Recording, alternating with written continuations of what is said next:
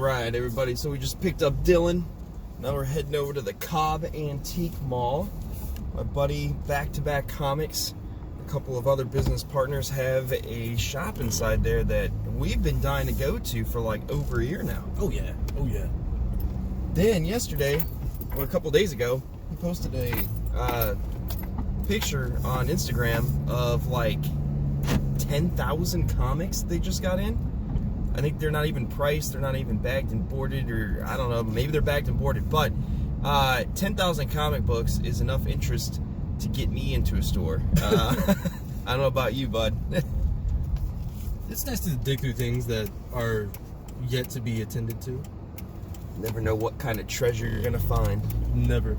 Or as Forrest Gump's mom said, you know, life is like a box of chocolates.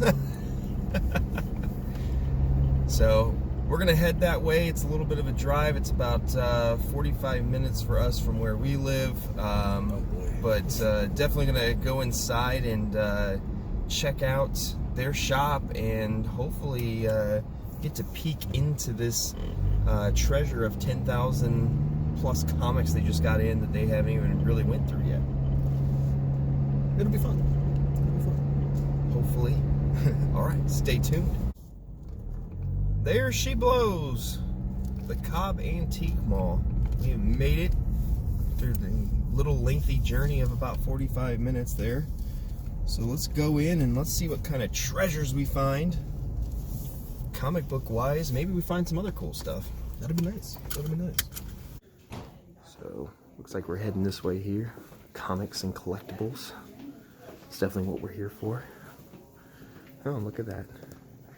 Comics and collectibles. Alright. Awesome here. Got some graded Pokemon. Look at all these awesome comics.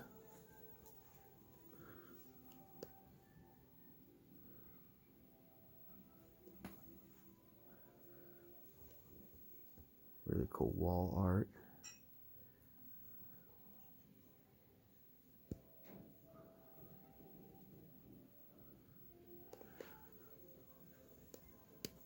Even got some awesome books in their case.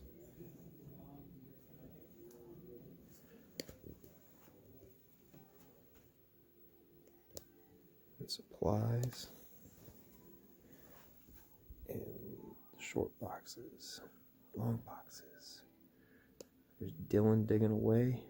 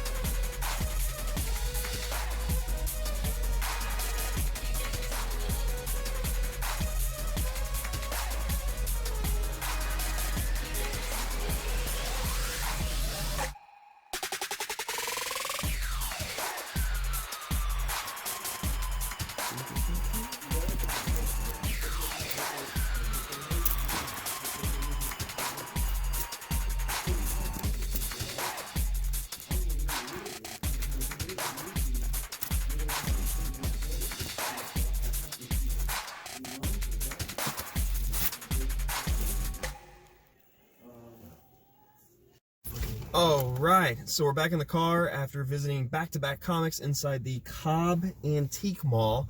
Had to look at the sign because I was like, it's a mouthful. So first time ever, I think we've encountered a actual working comic book shop inside of a antique mall type setup. Yeah, yeah. But it worked. It really did. It really did. I'm like, wow, okay, smart move, because you don't have the overhead, you don't have the rent, you don't have any of that kind of stuff. You just get your little setup in there, and then boom. I like that they had new comic books. They have new comic books weekly. The back issues were pretty well sorted and maintained, except for like new stuff they had just gotten in. Of course, it looked like they were trying to work that in, and then they were still working on pricing some of the 10K in comics they recently got into. So we didn't see those today, but this definitely warrants another trip down, I think. Oh, definitely, yeah. Oh, yeah.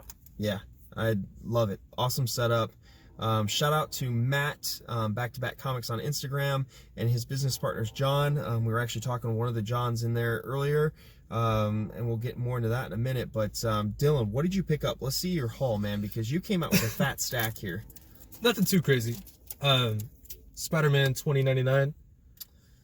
Funny story about this. This is like one of the first comic books I ever bought as a kid, and I'm working on. This is probably copy number 8 that I have. It's gonna make for a sick multiple Comic Monday post coming up. Oh yeah, along with the second print as well. And then I'm a Punisher guy. I had this run as well. This is Punisher Armory issue 6. 10 for some reason is like $20-$40. Whew. And because I have She-Hulk number 1, I loaded down on a couple of early issues. Kanan doesn't really matter. Show off the Canons. Couple early issues of She-Hulk. What numbers did you get there? 2, 4, 5, 8, and 11. Ooh. And because he told me to. Kanan number 8. No first appearances in it, but it's still, that whole series is just on fire, it seems like. And those books are just going crazy, and they're getting harder to find. I love it just for the simple fact of I love Star Wars Rebels, and I love the character Kanan, and I love that this actually gave us his backstory of being a Jedi. So, and your lovely story of issue 6. Oh yes, yes, the issue 6 found for cover price, you know. But spend a total of $20. $20? Yep. Not bad, man. Not bad. Not bad. How much were those She-Hulks? She-Hulks were number 2 was $5, and the rest were 2. Can't beat that. No. I got a little bit of a stack of books here, a little hodgepodge of goodness, if you will. I decided recently, if you follow me on Instagram, you know, I want to collect the Batman Adventures run. Some good nostalgia from my childhood there. I've already got number 12, which is probably the hardest one. The only one that matters. The only one that matters. I don't know, issue 1's cool. Yeah, you gotta have them all. Yeah. Yeah. So this is number 9. So I think that's 4 out of the 36 issues I have now. And luckily I've paid $1 for every single one but the number 12. So this was $1. I'm happy with that. So that kind of puts a dent into that. I found the first appearance of Magic.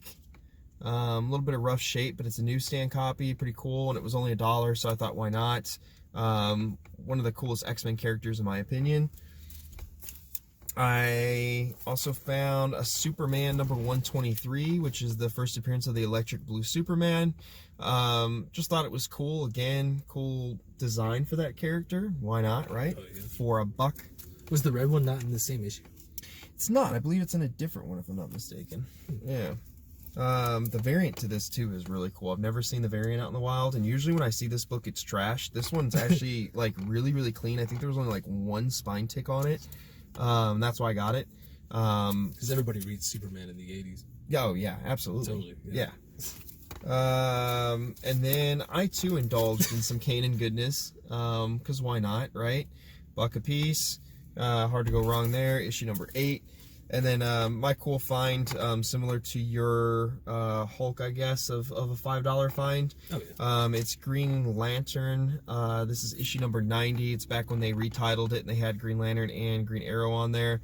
This is the first appearance of a Green Lantern Corps member, Sarik. I think that's how you say his name. If not, correct me.